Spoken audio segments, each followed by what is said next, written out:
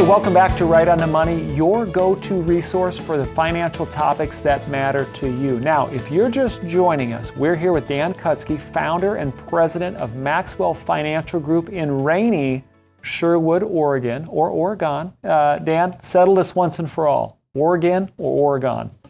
Oregon. Oregon. Okay, perfect. You heard it here, folks. We have just settled a national debate. So we've been talking about 401ks.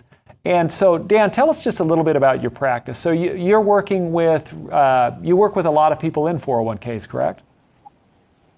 That is correct. We focus primarily as a firm on comprehensive financial planning. That is really the core of what we do.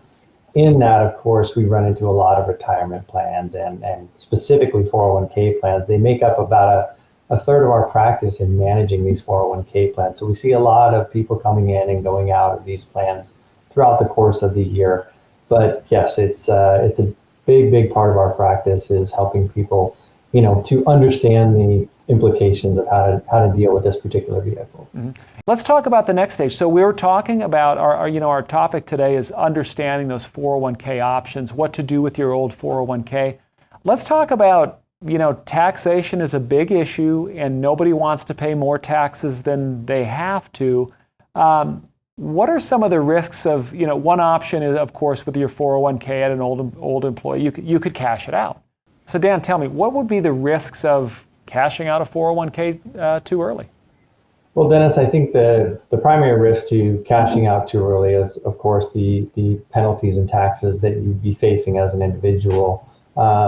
We don't typically recommend that individuals cash out an account unless it's really small and won't have a big impact. Number one that we see with pre-retirees, so those 59 and a half or younger, is that 10% early withdrawal penalty. It's unavoidable. And the minute you cash out, the powers that be have told on you to the IRS that, you're going to be paying this extra 10%. And there's a lot of warnings, within the paperwork that hey, I'm going to cash out this plan. Here's 10%. Oh, by the way, we're going to take your federal and state taxes as a withholding too. So at the end of the day, it really depends on your financial situation. If you truly need the funds and how much you're willing to pay to get at those funds. I don't typically see this, except in more emergent situations, as a requirement. But avoiding those penalties and those increases in taxes, and not to mention on the federal level, you could potentially change your own tax bracket. So it could impact dollars outside of your 401k balance too. It just really depends on the particular situation, but we really want to make sure we avoid that as much as we can. Any tips on when you're moving your 401k, the steps you need to take to avoid accidentally taxing yourself? Well, if we're talking specifically about the cash out, as it were, definitely want to make sure you're bringing your CPA, your tax accountant into the loop. They'll know your tax situation better than anyone, and you can be very frank with them. If I'm bringing this big piece of income into the picture, how does that impact me? How do I need to plan for this and prepare for it, and does it make it a good idea or not? If you're already working with a financial planner or a financial advisor, they too should be part of that conversation so that it's more of a group decision at that point, and you can really rely on those fiduciaries in your life to help guide that path. Mm-hmm. So if somebody decided, if you're out there, you're switching employers, and you've got this old 401k, you would be able, like if I came to you and said, Dan, can you help me move this money either to my new company or I'd like to look at some alternatives, you'd be able to help. There are ways to do that without being taxed? Absolutely. Avoiding those tax triggers is something that we help people do every day. And it's a fairly simple process, but it is a process that you need to follow. I would say the couple of steps to be mindful of. Number one, as much as we don't want to speak to a former employer or former HR department, that sort of thing, they are really number one on the list because they're going to know all your plan provisions. They're going to know how to get in, how to get out, who to talk to, what the contact numbers are. So making nice with your former employer in that regard is going to be really critical to that part of the process. Because even as advisors, we can't do that for you. We really are reliant on this checklist that they'll provide on how to make it a clean move.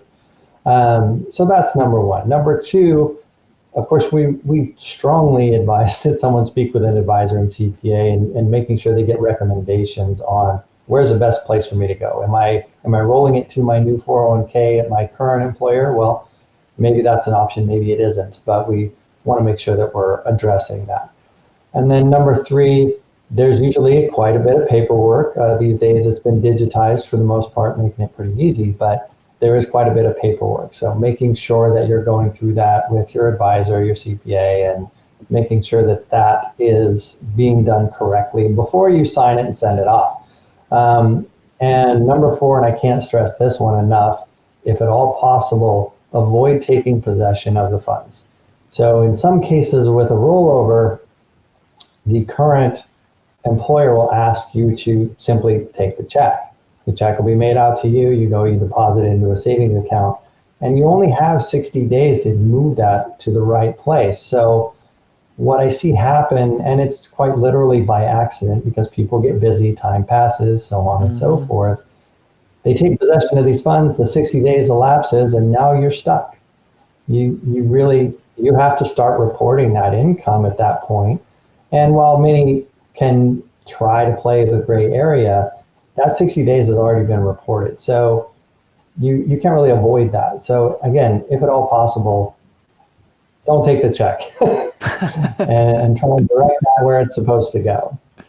Nice. Okay, well, we're going to take a break, but here's what we're going to do. And what we're going to do is we're going to come back and we're going to talk about the kind of the after effect, which is exploring some advanced options, what you can do, where that money can go, some different options that you talk to people about. So we're going to do that. But remember, if you love the show, do us a favor, squeeze the like button, click subscribe. That way you won't miss a single show. We'll see you back on the other side with Dan in just a moment.